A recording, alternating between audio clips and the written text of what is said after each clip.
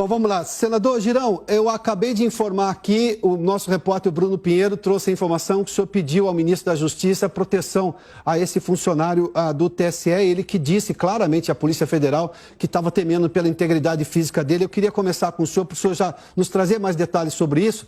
Exatamente qual é a sua opinião sobre o processo eleitoral a partir de agora? Porque se o TSE estava querendo provas, tem provas que vêm de fora, tem provas que saem de dentro do TSE, tem provas para todo lado. Olha, Adalberto, em primeiro lugar, boa tarde para você, para o jornalista Fernão, para o nosso querido amigo senador Lazier Martins. É um momento extremamente delicado, né? Que a gente precisa ter muita calma nessa hora, porque é uma injustiça flagrante, né? Um desequilíbrio sem precedentes e que não tem como não influenciar nas eleições, né? Os dados revelados são realmente estarrecedores e eu não tive nenhuma dúvida de a primeira medida pedir logo a proteção policial ao Ministério da Justiça, à Polícia Federal, para que esse servidor exonerado, né, tenha resguardado a sua vida, porque numa necessidade de aprofundamento, que eu acho que vai ser inevitável das investigações, a gente precisa entender os bastidores disso tudo. Não é possível que um tribunal que consome do dinheiro suado do contribuinte brasileiro 2 bilhões de reais só no ano de 2020. São os dados que a gente tem aqui. 2 bilhões de reais só no ano de 2020 tivesse um servidor para acompanhar essa questão aí do planejamento de inserções, né? Ou seja, o TSE parece ter muito mais interesse em calar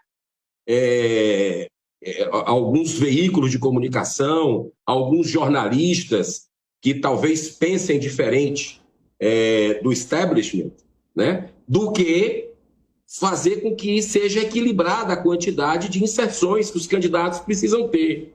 Como se já não bastasse isso, são pelas decisões do próprio TSE, quer dizer, não precisava do que nós estamos vendo agora, já são 395 inserções para o Lula e 55 para o Bolsonaro, só em decisões desfavoráveis que o tribunal julgou. Ou seja, praticamente pendendo para um lado.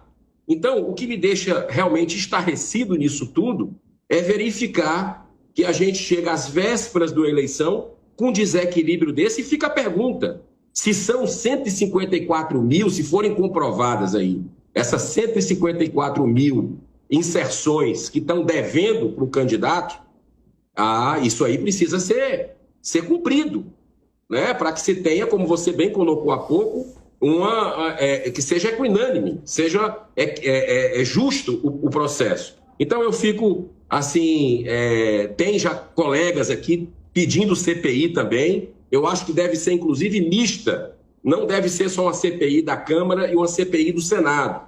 Para que ela ande mais rapidamente, eu acho que uma CPI mista, conversei com a deputada Carla Zambelli hoje sobre essa possibilidade, ela gostou, estamos conversando com outros colegas, porque esse fato realmente surpreendeu a todos e nos deixa assim, extremamente preocupados com esse momento. Inclusive, o Espiridião, a mim, senador também, eu conversei com ele, e vem aquela dúvida. O TSE é necessário? Porque no mundo todo não existe TSE, né? Não existe justiça eleitoral. E aqui no Brasil existe e acontece esse tipo de coisa. Então, ele está, inclusive, estudando comigo, com as nossas assessorias aqui, uma PEC, para que a gente passe para a Justiça Federal, os funcionários concursados, juízes concursados, os funcionários de carreira, para poder acompanhar isso. Até porque você sabe que 3 anos atrás, processos de Caixa 2, crimes, passaram para a Justiça Eleitoral. E a Justiça Eleitoral é indicada politicamente, né? A gente tem essa ascensão maior de indicação de parlamentares. Uai, seu app de vídeos curtos.